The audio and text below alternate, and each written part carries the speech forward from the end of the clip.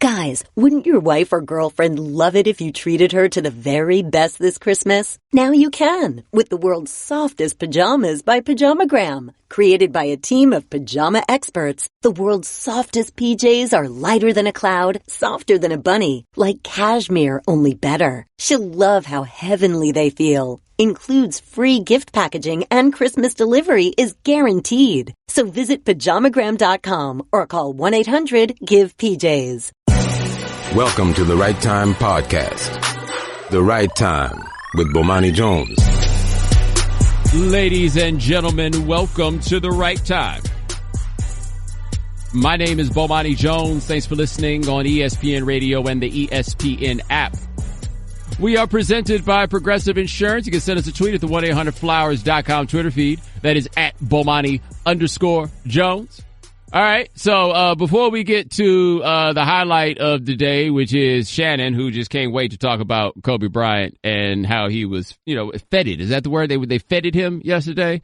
They heaped praise upon him. Right. It was official. Yes. Yeah, it was official. It was Shannon's favorite thing. But before we get that, for those of you who do not know, The Right Time as a radio show will go until December 26th. I said August 26th because that's my birthday. Anyway, December 26th. Today, though, is the last day that I will be hosting The Right Time on the radio. Not for 2017, but for the whole thing. The Right Time is going to make a transition into a podcast starting in 2018, but this is the last day that we will be broadcast here on the radio for you guys. So if you want to call in and get in your stories about quitting playing football, or if you would like to be unblocked, because after I'm not doing this show anymore, Shannon can't make me unblock people against my will after this. So, if you try to get your unblock on, you need to holler at Shannon, holler at us, find one way or another to get that done. Isn't that right, Shannon?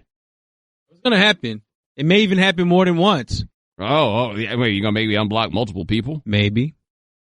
I feel like you can't really make me do that anymore, but, It's going to happen, guys. So call in if you want to get unblocked. This is your chance. You better tweet at me, #unblockmebo. Get it in while you still can. Yeah, since I got to unblock people, let's talk about the greatness of Kobe Bryant for a second. Kobe Bryant, what a great player, Shannon. Kobe Bryant's one of the greatest players of all time. Magic Johnson, Shannon, he even said that Kobe Bryant is the greatest Laker of all time. The greatest Laker of all time, Shannon. Did you know that? That's right. Listen to Magic Johnson. We're here to celebrate the greatest who's ever wore the purple and gold. For 20 years, he thrilled us. He made us scratch our head. What did we just see? What did we just witness? And he gave us 5 NBA championships. We are so blessed to have had this man wear the purple and gold for 20 years. And he was all about excellence.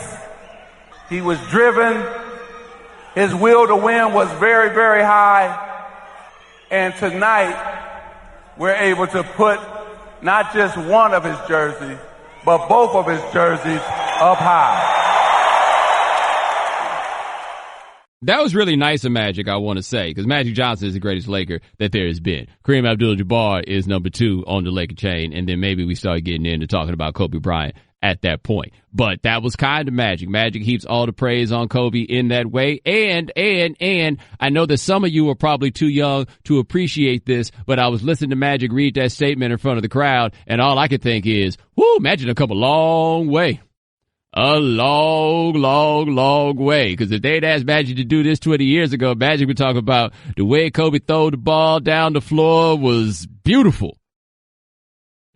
Magic said that once in a game. Like, this is not an exaggeration. This is what they had Magic do a play-by-play. Oh, like, he was the color commentary for NBC after he had retired the first time. And he said something about, I think somebody threw the ball down the floor. And anybody who heard it that day, we were just like, ooh, boy, they must love them some Magic, because they continue to allow him to do this. Anyway, greatest Laker of all time, Shannon. Greatest. All right. Now, I know Kareem Abdul-Jabbar was there in attendance last night, but I would love to know what he thought about that statement. I can't imagine how salty Kareem was here today. He's like, I had to fight for a statue. We got Irvin out here talking about Kobe as the greatest player of all time for the Lakers. Are you serious? You can't. No.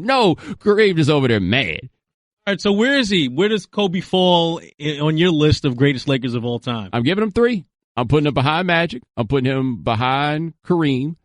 And he was there for 20. So no matter what you think about Shaq, the thing about Kobe that is interesting is he entirely belongs to the Lakers. And that's something I think that haters like Shannon need to understand about all this love that people are throwing at Kobe right now. This is about the Lakers' love for Kobe, right? And this is about what he means to them and their franchise. And you know they love Kobe. They love Kobe so much that they forget about that time that Kobe said he wanted to get traded to Pluto. You remember when Kobe was wearing them crazy shades and that red T-shirt at the mall and said he wanted to get traded to Pluto? We all forget about that, right? Yeah, he wanted to go play in Pluto, right? But they got over that because remember that next year is when everything got rolling, right? They were the best team in the West and they made the trade for Pau Gasol in the middle of the year. They went to the finals 3 straight years. No matter what you think about Kobe or how you feel about Kobe, because I feel like the advanced stat numbers on Kobe are not necessarily as kind as the eye test is and everything else. You can't argue with the importance of Kobe Bryant. You can't argue with the importance of him to the league, the importance of him to the Lakers, and honestly, the importance of Kobe to a whole generation of basketball players. Right now, we got a league full of dudes for whom Kobe was their OG.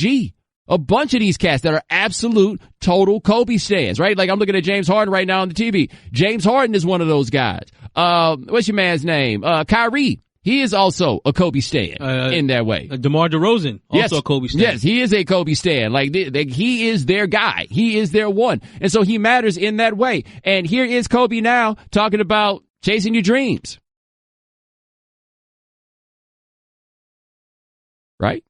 I hope that tonight is not, you guys know that, if you do the work, you work hard enough, dreams come true.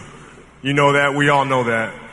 But hopefully what you get from tonight is the understanding that those times when you get up early and you work hard, those times when you stay up late and you work hard, those times when you don't feel like working, you're too tired, you don't want to push yourself, but you do it anyway, that is actually the dream. That's the dream. It's not the destination, it's the journey. And if you guys can understand that, then what you'll see happen is that you won't accomplish your dreams. Your dreams won't come true. Something greater will. And if you guys can understand that, then I'm doing my job as a father. Thank you guys so much. I love you. And Mamba out. What was that? What was that? He did this whole heartwarming thing for his kids, the chase your dream stuff, work really hard, your training, your prayers, and your vitamins. I had forgotten about the whole Mamba out thing until they played that sound right there. And see, that's the thing though. This is the part that Kobe does not talk about in this. And the Mamba out spells out what it is. Kobe was so dedicated and so driven to do all these things that by the time it was all finished, he ain't had no friends. Because I feel like your friends by then would have told you, yo, this Mamba out thing is corny. It's corny, young. Right? You gotta Yo, chill. wrap it up, B. Yeah. You gotta stop saying that, homie. You know what would have been better if he is, instead of saying Mamba out, if he had been like Mamba 5,000. That would have been right in line with the game that he is playing right there. And I joke about that thing about Kobe not having friends, but that is kind of a sad part, a subtext of this, is that it's Kobe and he's there with the wife who divorced him, but they never actually signed the paperwork. I don't think his parents were there because he's had the falling out with his parents. He talked about not having friends and because, banners last forever, friends come and go and all this sort of stuff. I did see him talking to Derek Fisher. Did you see that on Twitter, Shannon, when somebody showed a clip of Derek Fisher talking to his woman and then talking to him? And I was just imagining that Kobe was going to hit him with the go-go gadget Heisman and be like, hey, fall back, homie. Fall back. Also, Shannon, did Karl Malone come for the celebration? I have to check because I think Malone was there during Kobe's last game. I'm not sure if he was there last night though. Was Smush Parker perhaps invited? Did he make the trip? I doubt it. You don't think Smush made it around for Kobe's celebration? See, Shannon, me hanging out with you is why people think I hate Kobe, because all this just led us into Kobe jokes. No, we don't hate Kobe. It's both of us don't hate Kobe. But you hate Kobe. It's a singular. Only Yeah, one of us. You hate Kobe. I told you I've admitted I probably used to hate Kobe, but I stopped. I have an amazing respect for Kobe's willingness to put himself out there and the fact that he's unafraid to fail, that he does not let his ambitions be hindered by a fear of failure, right? Like, I wish I was more like that. Like, I don't think I can say anything kinder about Kobe and more substantial than the fact that there are many ways in which I was more like Kobe Bryant. I also think it's like a cautionary tale on, like, what good is getting all these things if you have them and you're basically by yourself? Like, I think there's all those discussions to be had about him. All of them are there, but he signifies an era, and he is interesting. He is he is the bridge between the Jordan era and this current era of NBA growth. He made it through that whole period when you thought the white t-shirts were going to ruin the league and everything else, right? Like, he made it through all of that stuff. He is a fascinating representation of an era of NBA basketball, except it's really almost like 2 or 3 of them that he is kind of sort of the face of. I don't know why Shannon hate him so much, though. Yes, I do.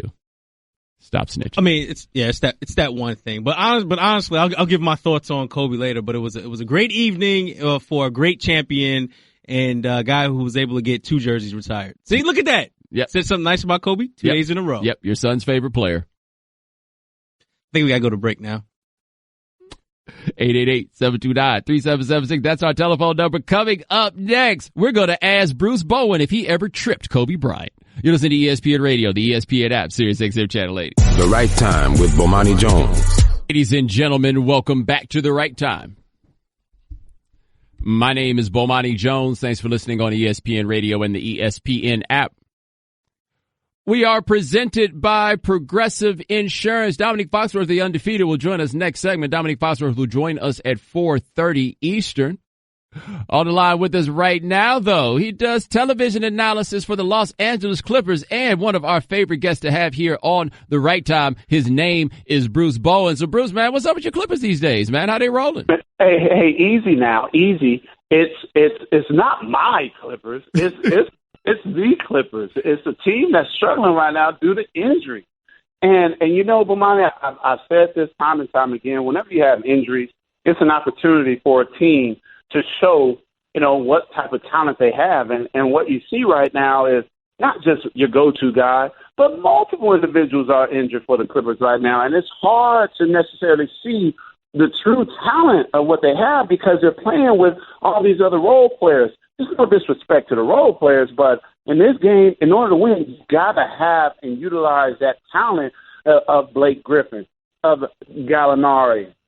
Milos is now getting back. You know, you've lost Patrick Beverley, a dog defender, you know, for the rest of the season. And so when you take those guys, and Lou Williams, who's having an amazing year right now, as far as sixth man of the year is concerned, that should be, they should already put the engraving aspect of things on there for him. But when you talk about or think about what they don't have right now, it's amazing that they're able to stay afloat right now. Bruce, I got to say, it feels like you threw the Clippers under the bus. I said your Clippers. You like, they not my Clippers, they losing. No, I didn't say that. I just said they not my Clippers. Now, if I'm coaching, they my Clippers. You understand what I'm saying? Yeah. I got you. We're talking to Bruce Bowen here on The Right Time, man. So, did you make it out to Kobe Fest last night? No, because I was busy working, brother. Come on now, you know. We got to work around here in order to get what we want and get what we need. But no, I saw the many different publications of it. You know, I think it was something that was definitely necessary. And, you know, it's just funny how I credit this newer generation for giving credit to where credit is due and where, you know, they see. A lot of kids didn't see Michael Jordan play basketball. A lot of kids didn't see Magic Johnson play basketball. They don't know anything about Kareem Abdul-Jabbar. All they know is that every time they see him, he looked like he got buttermilk on his top lip. So, you know, when you have Magic Johnson say to the greatest guy to ever put on purple and gold, I commend Magic because he understands it's not about him right now. And what the kids have seen, they've seen Kobe Bryant do amazing things during the course of his NBA career. So when people want to sit up here and make he's not the best ever, well, in this generation he is because none of the guys saw the other guys play. And honestly, I never saw Wilt Chamberlain play. Now, Bomani, you may have because you're much older than me, but I never saw him play with Jerry West. I can't attest to that. I know Jerry West knows talent because you look at the crew that he's been able to put wherever he's been, they seem to win. So, I thought that was really admirable of what Magic did as far as acknowledging Kobe as the best. And, why not? Because he's definitely one of the best to play within these past 15 years. We're talking to Bruce Bowen on the right time. Now, how hard was it for you guarding Kobe Bryant? It was a task, Bomani. But, in the beginning, I didn't care for Kobe because I thought he was arrogant. I remember the first time I played against him in Miami, I'm like, look at this guy. Hey, who is this arrogance that he has? He acts like he's all that. This is after the first championship. And so what allowed me to have a great amount of respect for him, Bomani, was he went and got this rebound late in the game, and it was critical. My thoughts are he didn't leave it for someone else. He went and did the job himself. A lot of times you get guys that are in that superstar status, they let others do stuff for them. And I was amazed that he went out there and did that. And it's the little things in this game that he really pays attention to. He's a student of the game, and, the competitiveness that he had, it turned into a mutual respect as we continue to go against one another. But in the beginning, I didn't like him. I didn't like him, Bomani. It's kind of like, you and I a little bit. Oh, it's like that. Bruce, that's what we're going to do. But now I got the utmost respect for you, brother. we are talking to Bruce Bowen, who probably got one of them goofy bow ties on right now here on Goofy. Yeah, that's right. Since you're going to do it like that, one of them goofy bow ties. I ask you this, though, as a former Spur, who makes you more upset, Kobe Bryant or Derek Fisher? Because Derek Fisher hit the most. I can't believe he made that shot I've ever seen at the end of the game. Now, I've told you in private about my dealings about having to see a therapist over Derek Fisher. That's a salty subject right there for me. But even with all the salt you like throwing at me, I'm going to go ahead and say it was still, with Kobe, for me, it was a challenge. And I knew there was not going to be a time on the floor that he was just going to concede. So, other players, Vince Carter, Tracy McGrady, Paul Pierce, all the greats, of that generation, I could tell when they were no longer interested. They just swung the ball. Whereas Kobe didn't just swing the ball. It was always looking to attack at some point and then see what he could do. So I still had to stay on my P's and Q's with him at all times. But more importantly, I felt like this. Well, if I can limit him, not to his shot attempts, because there's no way of limiting him with shot attempts because he was going to get them up. But if I can make him shoot 10 for 36, I think people have to take notice of that. And I remember one year he comes back, he put on some weight. And the first thing he's like, yeah, Bruce, I've been in that gym. Yeah, I'm in beast mode now. I'm taking you straight to the block. And I'm like, well, you go ahead and take me to the block what you want, but I got somebody right behind me. Today! Oh, that's you. That's you. You would have called Big Brother.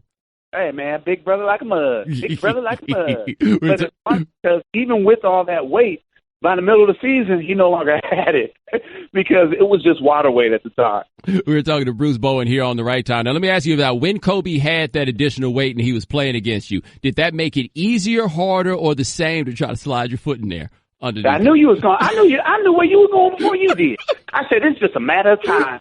He tried to get up under my skin and say something about me slide my foot somewhere. But you know what? Because he's my guy, and I have learned that it is better to forgive and move forward than to hold on to that stuff and just be all shot. So I'm much better now. And brother, when he had the weight, there was no sliding of the foot. And when he didn't have the weight, there was no sliding of the foot. See, because I didn't play that way, sir. I don't know what you may have seen, but I'm just here to tell you, brother Bomani, I love you, bruh. Bruce, I love you. Bruce, this is the last day that we're doing this show on the radio, and Shannon booked this just because we have more fun with you on the radio than with anybody else. Sincerely, I cannot thank you enough for joining us, man. But Bomani, I tell you this, bro. I'm proud of you and what you've been able to accomplish, bro. And I tell you, it's a joy for me to be able to be on your show at any time, bro. So when I heard it was the last, I said, oh, my goodness. I better do something in there. I got to come out. Let me dust off that bow tie. That's right. And get back on there. It is not goofy. It is stylish in your own way. There we go. That is Bruce Bowen, my man. First and moving. Hey, man, I'll talk to you soon. Thanks so much. All right, brother. All right, now, Dominique Foxworth is coming up next. For all your last-minute gift needs, visit 1-800-Flowers.com. Right now, when you order a dozen Mary Red Roses for only $29.99, you get another dozen absolutely free. To order, go to 1-800-Flowers.com/ESPN. Hey, if you travel for work, listen up. Book your next business trip at Upside.com, and I'll give you two of the best gifts anyone will give you this holiday season. A free pair of Bose SoundLink wireless headphones so you can have some peace and quiet on your business trip, and the gift of a better business travel experience. Only Upside monitors your business trip around the clock, proactively keeping you posted on everything from the weather in the city you're going to changing your flight home so you can adjust your meeting schedule. Have you ever experienced that level of service before on a business trip? Nope. All that plus Upside has great prices on flights, hotel, and rental cars. Now, to get your free pair of Bose SoundLink wireless headphones, use my code Bomani when you book your first business trip at Upside.com. That's code Bomani at Upside.com. There we go. To claim my free gift to you, Bose SoundLink wireless headphones. Upside.com. You deserve a better business trip. Headphones available while supplies last. Must be first Upside purchase. $600 minimum purchase required. See site for complete details. The Right Time with Bomani Jones. Ladies and gentlemen, welcome back to The Right Time. My name is Bomani Jones. Thanks for listening on ESPN Radio and the ESPN app. All guests join us on the Shell Pennzoil Performance Line. Thanks to Bruce Bowen for joining us the last segment. Also, this is the last day I will be hosting The Right Time on the radio. If you got your story about quitting playing football, that's how your parents had to check you. Share about the stories we got people like to call in with. And the video game was cheating. Oh, yeah, whatever you got, man. This is your day because we ain't got that much else to talk about. Anyway, on the line with us right now, check them out, theundefeated.com. Also, the Morning Roast on ESPN Radio starting back in January. His name is Dominique Foxworth. Dominique, right fast. Are you a Kobe guy? Yeah. I mean, I think I didn't love Kobe, the wannabe Michael Kobe, but I enjoyed the second half of the career Kobe, the kind of honest Kobe, the nasty Kobe. That was fun. So the retirement ceremony last night was enjoyable. Or not retirement, the jersey retirement ceremony. You enjoyed it? I mean, I didn't watch it, to be honest with you, but I saw some clips, and it made me happy. He seemed like a happy man, family, kids. I'm here for all that. We don't need to talk about all the other things in his life. We're going to talk to Dominique Foxworth, the undefeated, here on The Right Time. So you did all 22 on the Steelers-Patriots game, man. What'd you come away with? Yeah, I got a lot of hate tweets from Steelers fans because when I was watching the game, I noticed that the Steelers' first touchdown, they had 3 offensive linemen downfield illegally when they threw for a touchdown pass. So I just thought it was ironic that we were all flipping out about how the what is a catch and what isn't a catch at the end with Jesse James was up in the air, and Steelers fans were saying that they should have won that game. But early in the game, you kind of got gifted a touchdown. That's not to say that they didn't deserve to be close. Obviously, everything would be very different had that worked out. But can't leave it up to the referees, as they say. Well, you're also a defensive back, and y'all always want to catch to be as hard as possible. Is that also a part of it? I mean, come on. Is it not hard enough to be a defensive back? I mean, do they not change the rules every year to make it more and more difficult on the defense? Can we at least have that you got to complete the catch to the ground? I mean, geez, give us nothing. Are you also like my buddy Michael Felder, who hates the forward progress rule more than any other rule? Oh, I mean, that is a pretty awful rule.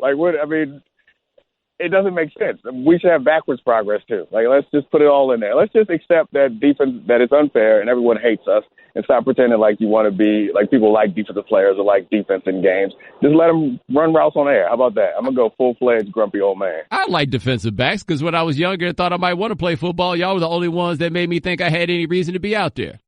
Yeah, because we were smart enough to realize that slamming our body into other people we would only do when it was necessary. Not optional like everybody else. I also don't weigh that much. We're talking to Dominique Foxworth of the Undefeated here on The Right Time. So after watching that game, though, did you feel like the Steelers are a team that could beat the Patriots if they saw them again in the playoffs? I mean, I picked them to win that game. I absolutely think that they are far more talented than the Patriots. But the problem with the Steelers, and you kind of give and take with all your kind of coaching decisions, and they've always been a kind of do what we do type of team. They don't scheme much for opponents. They've been running the same routes for more than a decade, a lot of bunch stuff, shallow crosses, and go routes. And they just have better talent at the skill position than most people, and so they go as far as their talent can go. I think that's part of the reason why they have trouble with the Patriots, because the Patriots, they do scheme up against that stuff. And the Patriots know what you're going to do. It makes it a lot easier to stop it. It's just incredible. Rewatching that game, all the plays that the Steelers had, none of them were like designed guys get open. They're just like, hey, this guy's faster, this guy's bigger, this guy's stronger. So they just kind of make a play just out of sheer will. If they would ever kind of put that together with some creative scheming, then I think they would be a lot more scary. But again, the drawback to that is you don't want, when you have better players, you don't necessarily want them to be out there thinking through a lot of plays. All right, talking to Dominique Foxworth of the Undefeated here on The Right Time. All right, so the Jaguars looking good. Blake Bortles looking good. Are you coming around on him? I mean, I it's not a new theme. I like defense. So I think that defense has always been good enough. I think Blake can not mess it up. Let's not get ahead of ourselves. Like, I've heard people saying that, like, he's new. It's a new Blake Bortles, and if he can keep this up, like, he's not going to keep this up, guys. Let's calm it down. We have a nice long track record of Blake Bortles being Blake Bortles. I'm not sure that he's going to all of a sudden turn into Steve Young overnight. So I think they're good enough to pull it off because of that defense. But if you're down by 2 touchdowns in the fourth quarter and you expect Blake Bortles to pick the defense apart to win the game for you, then you are out of luck. Hey, Leonard Fournette say he's a top 5 quarterback now that he has Leonard Fournette. Yeah, I wasn't sure if you were going to leave that part off. I was waiting to jump in. Yeah, Leonard Fournette believes that Leonard Fournette is a top 5 quarterback. Blake Bortles is just the one throwing the ball. We're talking to Dominique Foxworth of the Morning Roast on ESPN Radio here on The Right Time. What'd you think about the Thomas Davis hit on Devontae Adams in the 2-game suspension? Yeah, I mean, I could regurgitate the take that everyone's had is when it's the stuff happens within play, it should be treated differently, comparing it to the Gronk injury. But I just find all this stuff kind of difficult. Like, I'm not saying that players shouldn't be fined or penalized when they go at people's heads, but the game is inherently different than every other sport, just about every other sport. And they kind of require of you to do kind of crazy things and put your body in risky positions and just, like, put your better judgment out of your head for most of the game. And then all of a sudden, in a split second, it's demanded that you kind of assess all the consequences and make the right decision. As you can see, it's kind of impossible to do that 100% of the time. You rarely see these type of, obviously you don't see hits to the head in basketball, but you rarely see basketball players or baseball players lose control.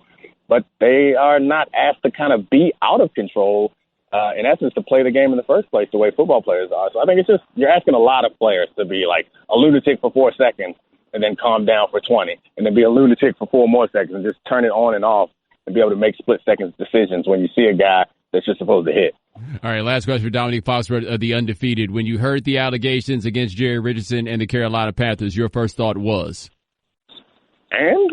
I mean, was there anybody who was, like, super surprised by that? Like, I don't know. I'm kind of a bleeding heart in that I feel bad when everyone starts to pile on and make someone out to be just this one thing. Like, I'm sure Cam Newton gave voice to him being more than just the racist and a misogynist, but I can't say that I'm super surprised by a super old, wealthy, powerful guy in the South says racist things occasionally and sexist things occasionally. So, but he also asked women if he could shave their legs. I have to admit that shocked me. Well, that is shocking. Like, my guess, and since this is your last day, might as well end it with a bang. My guess is that once you get to a certain level of wealth and power, that sometimes the same old stuff just gets a little boring, and you got to mix it up. You want to try something different. So maybe just doing it the regular way wasn't for him. He's into some new age stuff. You got to be a billionaire to figure that out. Yeah, I guess so. We are talking to Dominique Foxworth of the Undefeated. Check him out on the Morning Roast, ESPN Radio Sunday mornings with Clinton Yates and Mina Kimes starting at the beginning of 2018. Thanks so much, my man. I appreciate it. Thanks for having me on the last day. Good luck. Hey, man, I appreciate it. ESPN Radio is presented by Progressive Insurance. More independent agents sell Progressive Insurance than any other brand. Find an agent at Progressive.com. Now that's Progressive. Call in with your stories. It's the last day, baby. The Right Time with Bomani Jones. Ladies and gentlemen, welcome back to The Right Time. My name is Bomani Jones. Thanks for listening on ESPN Radio and the ESPN app.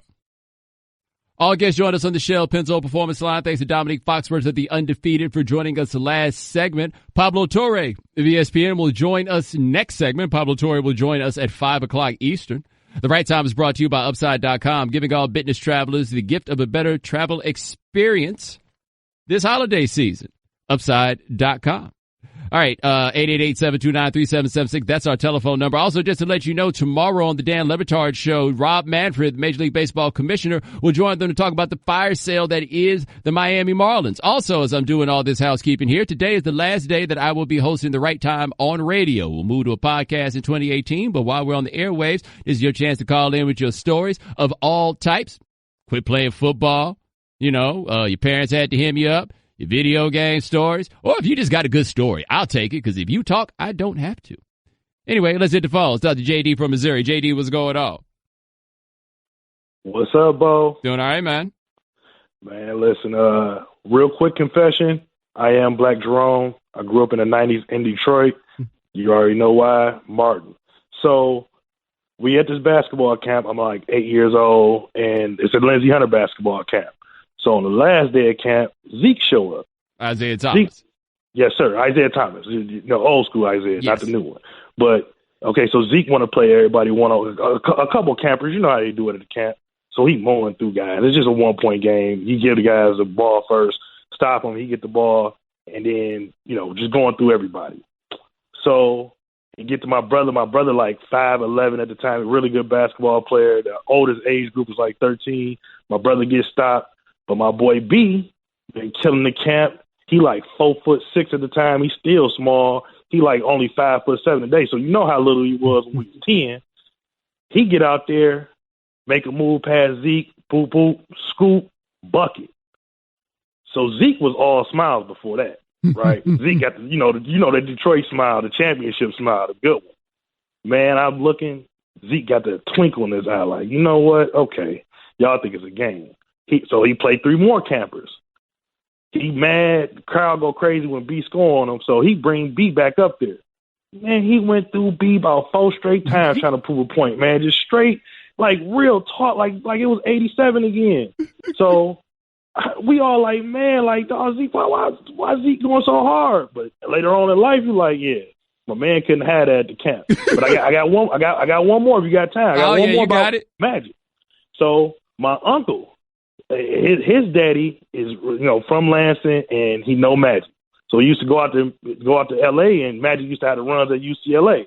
So later on, Magic got too popular, so he couldn't do the runs no more. So they came out to L.A. like, I don't run it no more. It's Kiki Vandeweghe run now. Y'all can go up there and hoop and let them know. So they up there, they got next, and Kiki not there yet, right? So they got next. Kiki walk in. Kiki like, what's going on? I'm about to get on right now. My uncle, dad, hop up. Man, we got next. Ooh, I'm from Detroit. You ain't about to be bodying me off the court, yada yada yada, talking crazy. Kiki said, oh really? Who you running with? These my guys right here behind me. These my guys right here. Oh, okay, y'all 4. Y'all running with me. You go sit down. Are you serious? Kiki Vandeweghe put him on the oak. Put him on the oak. My uncle said he was over there with the dusty mouth just sitting in the corner like a 6-year-old, fam. Like, what you supposed to do? Kiki like 6'5", 6'10", bro. Like, what is he going to do? He like 6'3", 6'4", but 6'10", a big, pro athlete. That's a big difference. So, he just had to take the L. He couldn't say nothing. Like, Magic told him, like, look, if Kiki run, y'all can't be going up there with that mess, man. Like, Kiki run it. So Kiki broke his face. Bruh, he's still scarred to it. Unc don't even talk about it no more. He won't talk about it. My uncle will talk about it, but Big Unc won't talk about it no more. No, he don't want no parts of that. But Bo, man, hey man, appreciate you. Everything you do, you've inspired me to start my own podcast, man. Best of luck, and can't wait for the new shows in 2018. Man. Hey, it's gonna be a great year. JD, man, I appreciate the call. 888-729-3776. By the way, your friendly reminder, Shannon, that Kiki Vandeweghe's name is Ernest. He has a daughter named Coco, and I believe his niece is Coco, and I think his mama go by Coco too. Like somebody else in the family go by Coco. So if I told you it was Kiki and 2 Cocos, would you be expecting Kiki, whose name is Ernest, and it was 2 Cocos? So does that make Kiki Vandeweghe White Kiki or White Ernest? Yes. I'm trying to think. Like, do I know any other white Kikis? Are there other white Kikis out here? Do I know a white Ernest? Oh, well, I mean, Ernest from the movies. Ernest went to jail. I'm scared. Yeah. Yeah, like I feel like I know some white Ernest. I see, I've trafficked in different worlds than you have in that way. I feel like I spent enough time in these, circles, rural circles. I think I've met a white Ernest, but I have not met a white Kiki. I thought that we had Kiki exclusively. So has Kiki Vandeweghe gentrified Kiki? Has he co-opted Kiki? Put it like this. Prior to Kiki Vandeweghe, did you know any other Kikis? I mean, I got some cousins named Kiki, but they all women. Yeah, they're all women. I'm trying to think. Like, so did he gentrify? Did he? What's the other term that we use in discussing these situations? It's not assimilate. It's you know the one I'm talking about. Like Justin Timberlake does it. Appropriation. There we go. Appropriation. Wait. Just Justin Timberlake does it? That's how you got there? And you see how quick I got it, right? That's all it took. Pablo Torre coming up next on ESPN Radio and the ESPN app.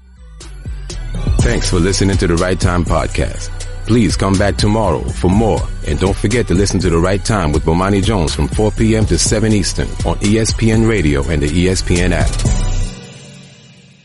Guys, wouldn't your wife or girlfriend love it if you treated her to the very best this Christmas? Now you can, with the world's softest pajamas by Pajamagram. Created by a team of pajama experts, the world's softest PJs are lighter than a cloud, softer than a bunny, like cashmere, only better. She'll love how heavenly they feel. Includes free gift packaging and Christmas delivery is guaranteed. So visit pajamagram.com or call 1-800-GIVE-PJs. Welcome to the Right Time Podcast. The Right Time with Bomani Jones. Ladies and gentlemen, welcome to The Right Time. My name is Bomani Jones. Thanks for listening on ESPN Radio and the ESPN app. We are presented by Progressive Insurance. You can send us a tweet at the 1-800-Flowers.com Twitter feed. That is at Bomani_Jones. Just to set this up for you guys, if you did not know, today is the last day that The Right Time is going to be on the radio. It's the last day I'll be on the radio with The Right Time. The show itself will run through the 26th, but starting in January, the show is going to move to podcast. We'll talk more about all the particulars on that, but trust me, it is a good thing that this is happening. This is not a bad one, but I just wanted to make sure everybody knew that's what was going on. So if you got your stories about football, about video games, about your parents hitting you up, go ahead and call us up with those now. Now, on the line with us right now is a senior writer for ESPN the magazine. His name is Pablo Torre. Pablo, what you want to talk about? I want to talk about name appropriation. I hope that Justin Timberlake isn't in his car somewhere listening to ESPN Radio, by the way. That has happened to me a few times in life, by the way. Did I ever tell you about the time I was doing a segment on Josh Hamilton in 2008, and the crux of it was what makes one crackhead different than another? And it was just about the sympathy that Josh Hamilton had received, and I was trying to figure out how people decided which drug addict to, show love to. And I forgot that he was from Raleigh and his dad called up. Oh, my God. He was okay, though. It didn't go nearly as terribly as I expected it to. Josh Hamilton, I will credit his family. I don't know if it came from his dad, but Josh Hamilton, in one of these stories that was exactly the kind of Vaseline on the lens, soft focus examination of Josh Hamilton's crack addiction kind of a stories, it talked about how he loved peanut butter and mayonnaise sandwiches. And I thought to myself, that sounds very strange and also something that I'd probably enjoy. And to this day, I occasionally break out a Josh Hamilton peanut butter and mayonnaise sandwich. I think my favorite part about this is how you say mayonnaise with 3 syllables. You stretch them all out. I like how you managed to say it with what feels like 1 syllable. Mayonnaise. Mayonnaise. That's how you say it. Mayonnaise. Mayonnaise. We were talking to Pablo Torre of ESPN magazine here on The Right Time. So here's what I was thinking, right? This is the last day we're doing the radio show. Part of why we're making this change is that you and I are going to be doing a television show next year that we need to focus on and get ready for. So you think we could talk about our television show that actually doesn't exist? Well, could we? Sure. Should we? I'll let the listeners decide. I mean, I feel like we can talk about a lot of things, but I think we should be clear that we should not be held legally responsible for coming through on any of the things we talk about. Well, I feel like a lot of people have asked us, so like, what's the show going to be about? When's the show going to air? Everything else. And I just kind of dodge those questions generally. But I think you and I, though, we kind of have the same thing, though, about this which is that you are a very smart person and I will be doing a show with you. Therefore, people have the assumption, I think, in a lot of ways that we're going to be out here, splitting atoms when we do this television show. But now when you and I hang out, and we hang out a lot, like we're legitimately good friends, we do a lot of laughing. Yes, we need to. I mean, I've said this, and I've been thinking about this quite honestly, and this is not my way of now evading this conversation to talk about Kobe Bryant because I want to get into this show specifically. But I was thinking about, like, what do I enjoy from coming to work? And I don't want to walk into what feels like a locker room in which work is not fun, in which I don't look forward to seeing the people every day. Like, I don't want to live in Kobe Bryant's Lakers locker room, whether that makes you or I Kobe or DJ Mbenga. That's a separate consideration, of course. But I think I want to go to a place where I laugh really earnestly. And I think where we laugh the most and where we can have, let's put it this way, where we can be of most value to ESPN through laughing is in figuring out how to laugh about serious and smart things. Like, I think for us, we have confidence, hopefully, in what we talk about, especially the stuff that's kind of high degree of difficulty. So we're going to show you, the listener, the viewer, that we can laugh about this stuff, and here's how. Yes, and we can laugh at ourselves, although I think the way that I will demonstrate our collective ability to laugh at ourselves is by laughing at you. That is the role that I realized not so long ago that I signed up to play. I just realized that I am DJ Mbenga. Like, that is the role I'm playing. Well, no, I've been talking to Pablo Torre of ESPN here on the right time, and you get to laugh at me, too. It's just like when I used to do that show with Dan and they would want to laugh at me, I'd be like, you better be good at it. Like, I have a high standard on the joke when the joke is about me. Not that I can't laugh at myself, but I just elevate this thing to a whole new place. Well, I also just want to ask you questions that I feel like could be construed as kind of jokey questions, but are absolutely real. Like, one of the questions that I have for you is, why have you never even begun to think about eating sushi? Like, we need to, I want to have on the show a segment in which I convince you successfully to eat sushi with me. I thought I told you my sushi story. I didn't tell you my sushi story? Well, I think the viewers and listeners might want to hear it. Okay, so I went to dinner when I first got to Miami with Dan and a couple of high-ranking executives at ESPN, and we wound up at this place that had like the dopest view I had ever seen, and it was all sushi because the man in charge of the dinner ordered all the food ahead of time because he can't stand to wait for people to order their food, so he just orders a bunch of food. And so the sushi came, and I had been talking to him, and he talked to me about how, he had never eaten these things growing up, but then his palate expanded as he grew up. So I'm like, you know what? I'm going to eat this sushi. Like, not just no California roll, neither. I'm going to eat raw fish, right? And so I'm going at it. I'm like, whoa, this is pretty good. I think that was what they call that stuff, tuna tartare or something like that. So I had that. I spread it on some bread. I was like, okay, maybe I've been, selling these people short with this, right? I got home that night. I laid on my couch and I said to myself, if I can keep my body in this position and I don't move, maybe I can make it through the night without throwing up all this raw fish. I gave it a try. I really did. And so to answer your question, why will I not eat sushi? Because it's not cooked.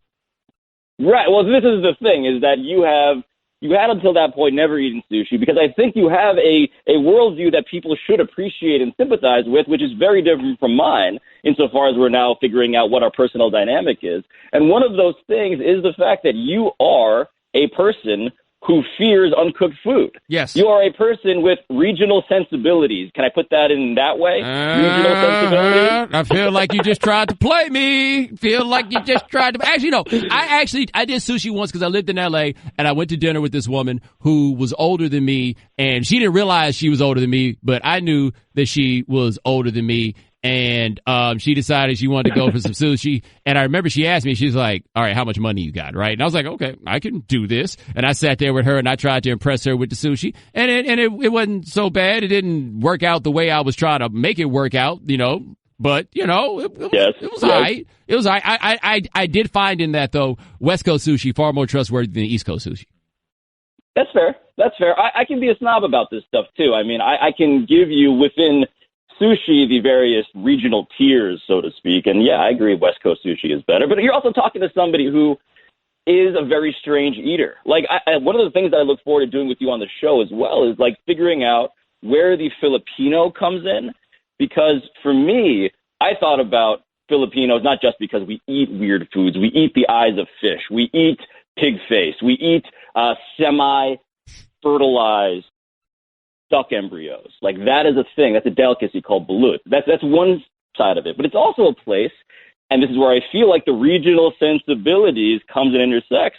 Like, you were talking about names earlier. Like, I actually do want to talk about name appropriation, too, because Filipino names, I know a Peanut. I have a Baby. I have an aunt named Baby. There's a Pinky. There's a Joker. A guy's name is Joker, and he is a senator. There's Girl is another name of an aunt I have. There's a guy named Ace.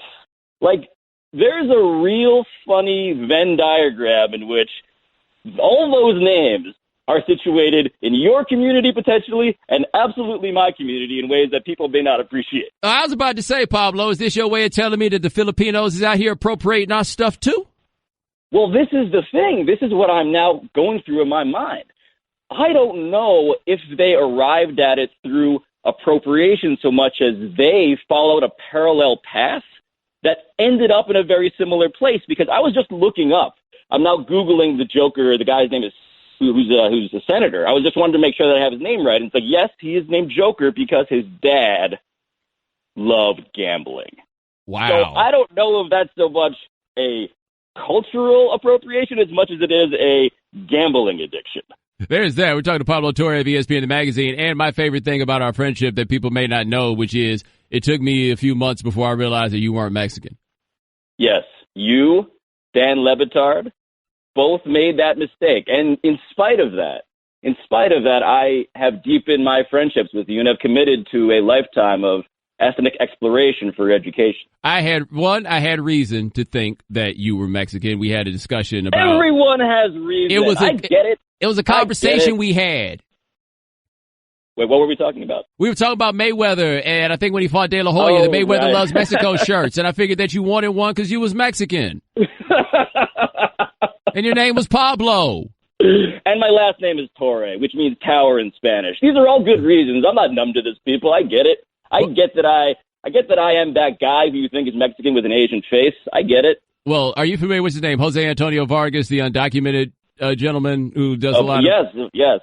So I saw him on television once and didn't know that that's who it was, and I asked, and I quote, I don't understand how it is that this Mexican dude looks just like Yao Ming. And I was then informed that, no, actually, he was Filipino. Colonization has just really made it all very confusing, Pablo. I mean, and I believe, now that you mentioned this, that we talked about this, and my response to you then is the same as it is now, as we are on national radio and not in your apartment somewhere in privacy. I will say that Jose Antonio Vargas' skull shape is almost identical to Yao Ming. It is actually uncanny. It wasn't just me. It wasn't just me. And I feel like we have just done a great job of advertising this television show. That is Pablo Torre. Check him out at ESPN the magazine. Check him out on television with me in 2018. Thank you, sir. I appreciate it. We will be seeing each other in the new year. Yes, sir. 888-729-3776. That's our telephone number. Remember, call in with your stories. It's the last day I'll be on the radio on the right time. 30 for 30 podcasts have returned. These are stories you just have to hear to believe. Subscribe right now in the Listen tab of the ESPN app or Apple Podcast. Brought to you by Citi Double Cash Card. The Right Time with Bomani Jones. Ladies and gentlemen, welcome back to The Right Time. My name is Bomani Jones. Thanks for listening on ESPN Radio and the ESPN app. We are presented by Progressive Insurance. Thanks to Pablo Torre of ESPN the magazine for joining us last segment. ESPN Radio has you covered for bowl game action. Tune in tonight as the Cherry Bundy Tart Cherry Boca Raton Bowl. Coverage begins at 6 p.m. Eastern on ESPN Radio, ESPNRadio.com, and the ESPN app, which is to say that we'll be going to a side channel at 6 o'clock. You'll have to figure out how to get that. 888-729-3776. That is our telephone number. For you guys who don't know, this is the last day we're going to do The Right Time on the radio. Going to move to a podcast in January, but the show itself will run through December 26th. This is my last day on the radio because vacation days are made to be used. Anyway, let's hit the phone, talk to DJ Mike Hitman. Mike, what's going on? Hey, bro, before I tell you this, let me give you some good advice, you and Pablo. Number one, Do not wear no T-shirts and jeans on TV. Please, wear t-shirts or a towel and suit jacket. Look presentable because you never know who might be watching. Come on, Mike. Mike, have you ever seen me on TV without, my suit game on? Boy, I know how you dress. I'm just getting your co-host upcoming thing. Yes. No T-shirt. I already never saw him dress. Gotcha. I'm just giving you the good advice to remind him. No T-shirt. Number 2, have some good music. If you're going to have stuff, have a live DJ. Have stuff that's fly. It's a TV show. People love to hear entertainment music in the background when you go into a commercial.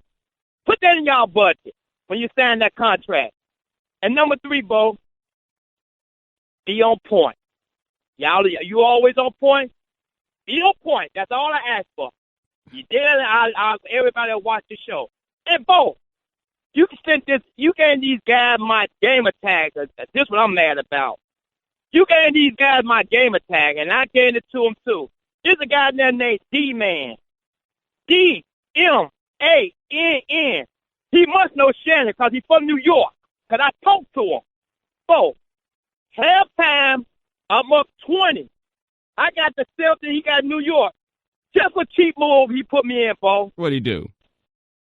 He said, time out, I got to go to the bathroom. Bo, it's a clock on the game that counts down. I said, the clock ran down, boss. Okay, he must got to do number 2. So I found the clock back over again. The man never showed back up, Bo. I had to give him a win. What kind of crap was that? I know he knows Shannon because he had New York. Hold on, how's he get the win if he never came back?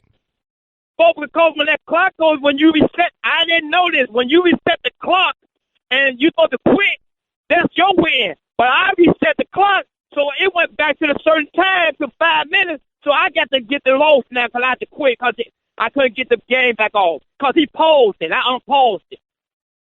Dang, that's Mike. how he won. That's the cheapest mode I have. And he knows Shannon because he had poor thing. I was shutting them down, Bo. I was shutting them down. I had one man doing all the moves. I read 37 points. It ain't even got halftime, Bo. And he here to show. His name is D-Man. And y'all out there, tell D-Man you can't cheat like that. Because I ain't never known nobody go to the bathroom that long unless he was eating sushi like you was, Bo. Have a good one, Bo. All right, Mike. 888-729-3776. That is our telephone number. By the way, unblock me Bo at 5:30. Unblock me Bo at 5:30 while you got the chance. 888-729-3776. That's our telephone number. So to Adam and Riley. Adam, thanks for calling the right time. I am from Louisiana, South Louisiana. I lived in Austin, Texas, and now I live in Raleigh. So I feel like we're kind of connected, and I like the way you say things. Even when I don't agree with you, I like how you say it. I appreciate it. I might just be a particularly unique listener to you, or maybe I'm just a white Bomani. But if they can hang 2 jerseys for Kobe, somebody, somehow, some way can find a way to hang 2 microphones somewhere for you, Bomani. Well, Adam, man, I tell you, I appreciate it. I will tell you, you're not that rare out here, Shannon. There's always so many white people who call in and feel like I'm the only white person here. If you was the only white person here, we wouldn't be here. Well, I don't mean the only white person. I mean the only person in the cross-section of Louisiana, Texas, and the Raleigh-Durham connection. Oh, yeah, no, you definitely put them together. When you tell the... Yeah, you definitely put them together. Tell me this, where in South Louisiana where had you lived? It's a little town called Mamu, Bo. Wow. And you've never even seen a sign for it, I promise. I mean, I've heard of just about all those towns. That one I have not heard. But Adam, man, thanks so much. I greatly appreciate the call. 888-729-3776. That's our telephone number. You boys calling in with stories about people quitting football. Let's talk to Clayton in West Virginia. Clayton, thanks for calling the right time. Hey, Bomani, thanks for having me on. I've been trying to get on here for a while. I'm glad you got in, man. Home Mountaineers. I wanted to tell you my story for about the last 3 months every time I hear one. But, first thing I have to kind of prelude, I'm a full go or no go kind of guy. And I played varsity football for 4 years in high school. And time it was my senior year, I kind of have that mentality where, I put my time in and it was my team. So if you were on that team, you're there to help us get better. If you weren't, I didn't have time for you. So, from me running 4 miles to and from practice, weightlifting all summer, when time season started, I was ready to go. Well, we had this kid, this joke in school who decided to come out our senior year, just sad. And, when we'd be practicing, he would I'll keep the choice of word out. He just went half bore all the time. Like I said, I'm full bore. And I told him this 3 weeks in, I was like, listen, if you're not here to make myself and the rest of the team better, get off. Well, I gave him that practice. Nothing changed. So the next day we were warming up, practicing our kick teams. And I was on the kick return team. He was on the kick team. Well, I'm the first guy down the field to set up the wall. And I had a bullseye on him, came down, thought he was going to get the tackle. I mean, I hit him so hard. Bomani, you ever heard of decleat? Yes, I have. I made him do the pretzel. His knees hit his forehead. That was it. Practice was over. He turned in his stuff. He didn't practice the rest of the day, turned in stuff and left. That was my team. Yeah, Clayton, I think it was your team. I appreciate the call. This also tells me that Clayton Doubles is the guy who your mom says is not allowed to ride your bicycle because he's going to break it. Because he doesn't know how to do anything halfway. All right, 888-729-3776. That's our telephone number. We are taking your phone calls. And next up, Unblock Me Bo on ESPN Radio, the ESPN app, Sirius XM Channel 80. The Right Time with Bomani Jones. Ladies and gentlemen, welcome back to The Right Time. My name is Bomani Jones. Thanks for listening on ESPN Radio and the ESPN app.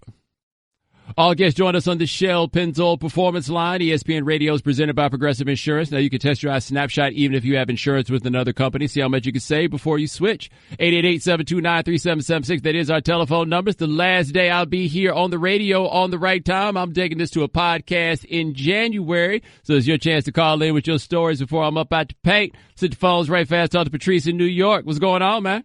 Yo, what's up, Bo? Doing all right, man. Hey, so you know this story. Yes, I do. By the way, this is my brother. For people who don't realize that this is my brother. But go ahead.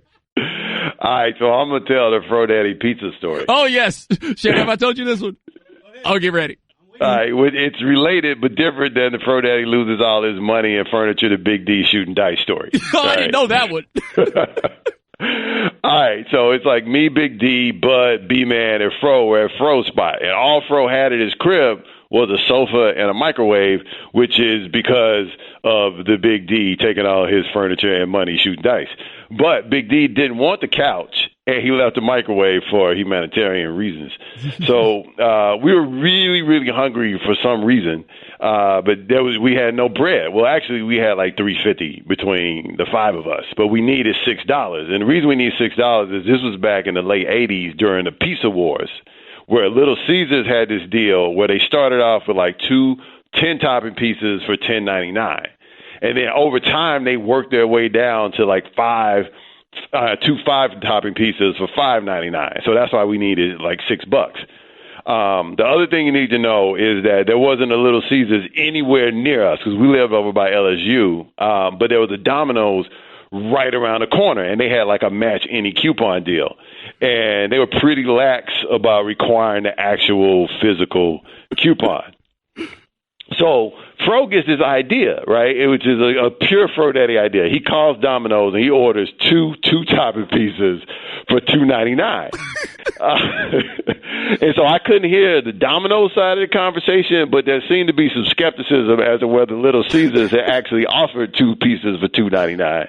And Fro Daddy assured the person on the other line, which we found out later was the manager, that he was in possession of said coupon and was a little offended that homie was questioning his intentions, with getting this deal. So when the pizza dude shows up, he's holding the 2 pieces, but he doesn't hand them over. He's like, "Give me the coupon." And so Fro is literally befuddled, and he's like, looks in his wallet. He can't find the coupon. Then he's like, "Oh, I know where it is," and he runs upstairs and he's rummaging around. He comes back empty-handed, and he's like shook that he can't find his coupon that was so recently in his possession. But the pizza dude is completely unfazed. He's not coming off the pieces unless Fro can produce the coupons. But then he messed up. He said, "My manager specifically told me no coupon, no pizzas." So Fro, if you know Fro, was like, "Well, call your manager."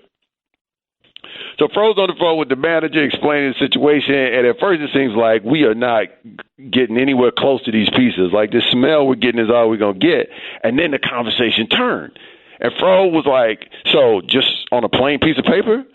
And, the manager says something. And then Fro whips out this pristine piece of typing paper out of nowhere, and he's got the phone on his ear. He's like, okay, so Little Caesars, 2 typing pieces, $2.99. Do I have to sign it or something? Oh, okay, cool. Thanks for understanding, man. And hangs up. And then he tells the pizza dude, he said, just write it on a piece of paper. The pizza dude looks relieved, because if you think about his situation is that he's sitting there with 2 pizzas, and we are like 5 hungry dudes, and everybody's over 6 feet tall. So the pizza dude is like relieved. He hands us the pizza. Fro gives him the $3, and then he gives him like the 50 cents. Like, that's all you, man. So then when the pizza dude leaves, Fro looks at me. He's like, we got to split. He's like, the manager cussed me out and hung up in the first 10 seconds. And so my lasting memory is driving by Domino's, and you can see in the window, and the pizza dude is standing there with this homemade coupon out in front of him, and the manager's like looking at him with his hands on his hips. And looking back on it, I think that might be the most delicious pizza I've ever had. This is a story that I've told this story as many times, although I typically take it to 3 pizzas for like $5.99. But just the thought of being the guy to come back with the homemade coupon and the manager just being like, he got you. Yeah.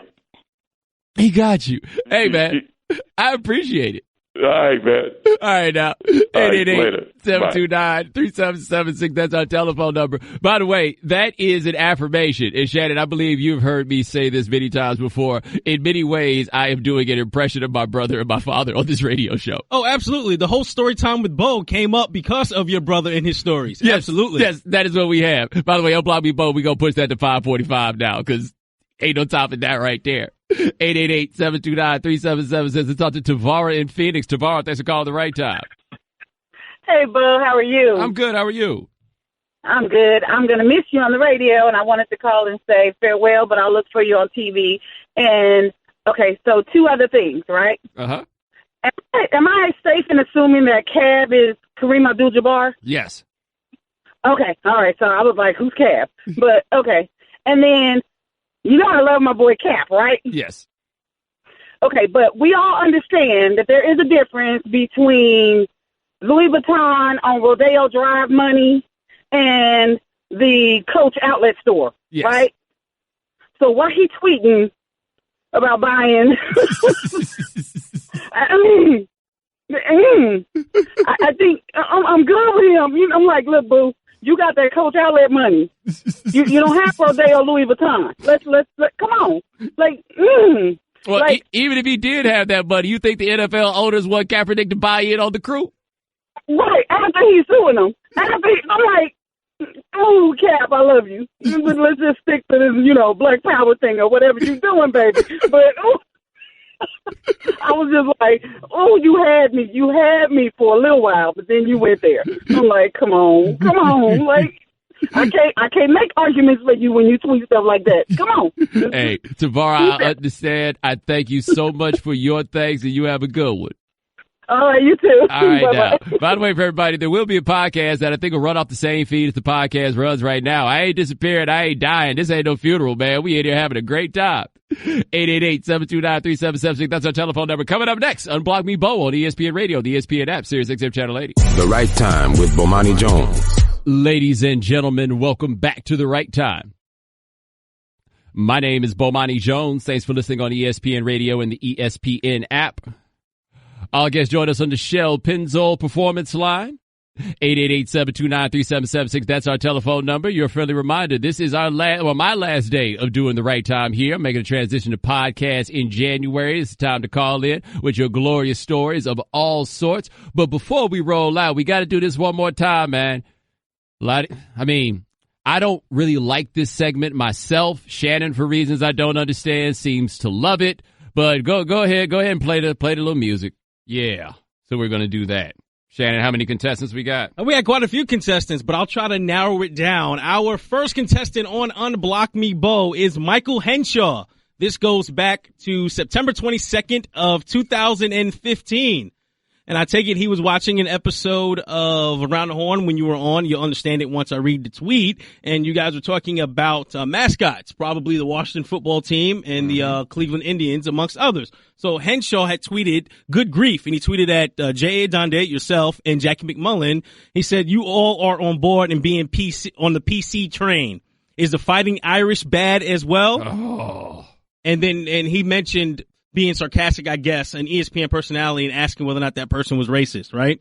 So anywho, he then tweeted and said, darn it, I can't retweet Bomani. I guess understanding that he was blocked and he couldn't understand why.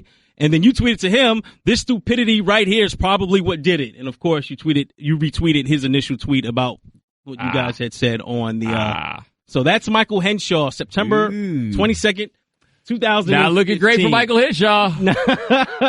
Let's move on to Malik Little. Malik Little was blocked for his tweet that he sent out on December 12th of this year. So I'm looking at his profile right now. Are we sure that's not a bot? Oh, that's a bot, man. And that's where I'm going with that. It's a story behind it. So this gentleman, Malik Little, right? He tweeted at Bomani, you probably in the studio getting GETTIN, getting ready to go on right now. So just know that we need you to be even more unapologetically black today than usual. With WIT, everything that been going on out here in these streets.